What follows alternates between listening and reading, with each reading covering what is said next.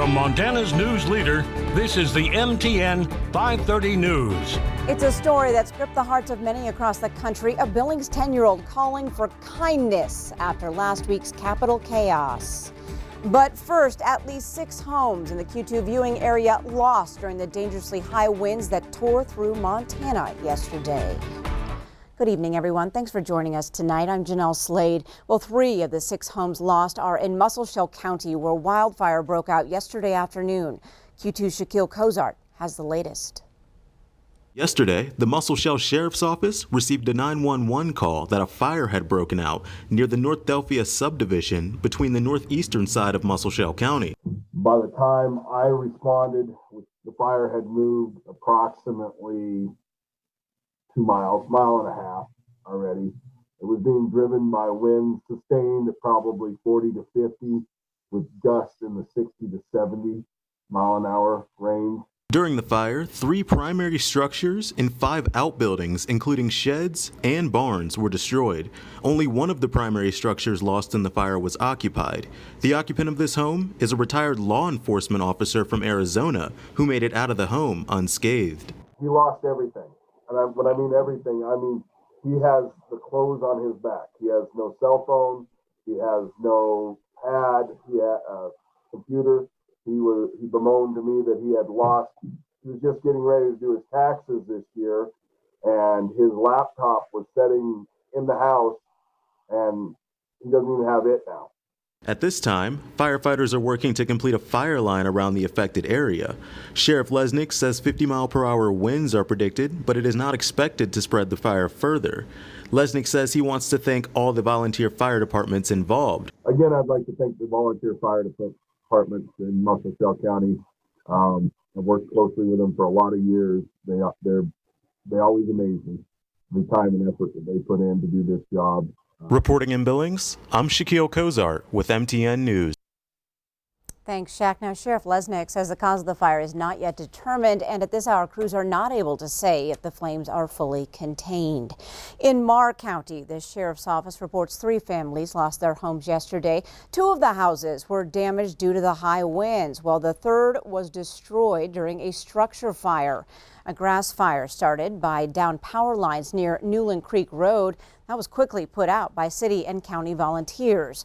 The sheriff's office also says many buildings lost roofs and siding or were completely toppled over by the winds. Well, over in Livingston, take a look. Scenes like this are left behind. Trees all across the city ripped out of the ground, many coming to rest on homes. In fact, one homeowner lost a pine tree that had been planted by her great aunt and uncle in the 1940s. And one woman tells us she considers herself very lucky tonight after a large tree smashed her car just moments after she got out of it. In all, thousands of homes lost power yesterday, and one resident said she doesn't remember winds so strong and relentless. Well, high wind damage also blatant across Billings. One of the biggest reminders, the Starbucks sign on Grand Avenue literally toppled over from high winds. And the playground at Bethel Baptist Church on the Billings South Side left mangled and in disarray. And over on 32nd Street West, you can see the roof damage here on the Freedom Church. Now turning to Chief Meteorologist Ed McIntosh. Good news is those really high winds are leaving Montana. Bad news is you have more damage to show us, Ed. Yeah, that's right. And thanks to the viewers for sending in these pictures. Let's start off here with this one from Laurel. Hal shows us that there's construction, and we saw a lot of this where areas under construction really saw a lot of damage. Also, this one from past fires. That caused even more dust and ash to be pushed around. This picture coming in from around the Park City area. And some of it we saw graphically as well. Tracy was nice enough to share this picture where you can see the winds blowing along and then that top wind gust hitting 63 miles an hour. That was just south of the Billings area. And this one's the heartbreaker where a volunteer firefighter was out helping get rid of trees on the roadway on the Highway 212. And while he was gone, the tree fell over his vehicle, out trying to do a good thing for other people, and ended up with his truck damaged along the way. Come back with the forecast details in just a few minutes. All right, thanks so much, Ed. Well, a Crow tribal man who fought all the way to the U.S. Supreme Court for Crow treaty rights and won is now behind bars in Billings, facing multiple felony charges, including sexual abuse of children. Tonight, 39-year-old Clavin Herrera is being held in the Yellowstone County Jail on a $57,000 bond.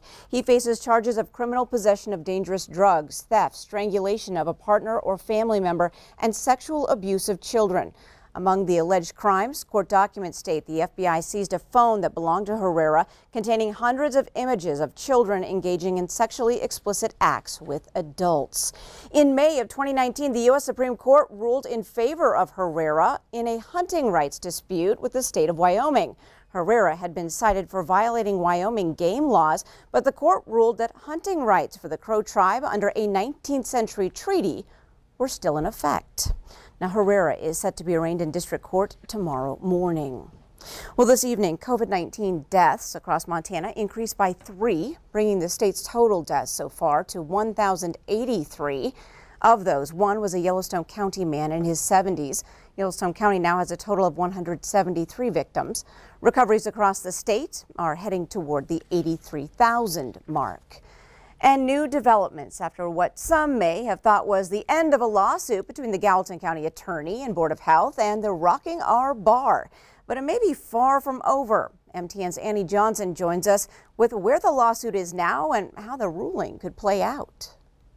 The judge made her ruling in the case with the Gallatin County Attorney and the Gallatin County Health Department against the Rockin R Bar. Let's head to the courtroom for more. This was a obviously very difficult decision for the community. Wednesday continued day 2 of the hearing where the court heard concluding testimony from the owner of the Rockin R Bar. You use part of these monies, the Small Business Association money and the CARES money, to pay payroll that got to your employees, correct? And you're no longer able to ask for that money because you decided that you weren't going to follow the 10 p.m. closure rule. In all due respect, I don't agree with that assessment.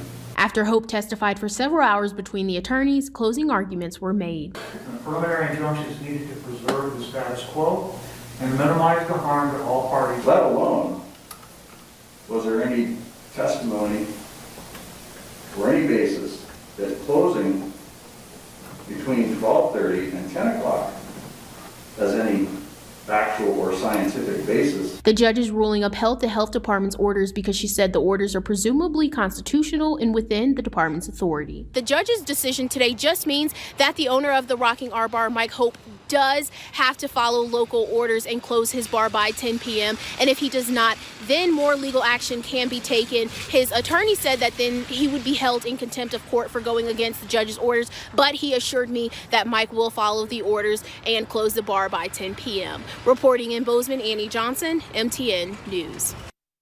Thanks, Annie. Well, Governor Greg Gianforte announced today that 150 Army National Guard soldiers are being deployed to the nation's capital for the upcoming presidential inauguration. The Montana Guard will support the Washington, D.C. National Guard and federal law enforcement agencies. Soldiers from around the state are being activated, including the 484th Military Police Company located in Billings, Malta, and Glasgow, the 143rd Military Police Company located in Lewistown, and Headquarters Company of the 163rd Combined Arms Battalion located in Belgrade. Well, up next on tonight's MTN 530 News on Q2, proposed tax cuts in Montana tonight. We'll break down the areas that could benefit you. Stay with us.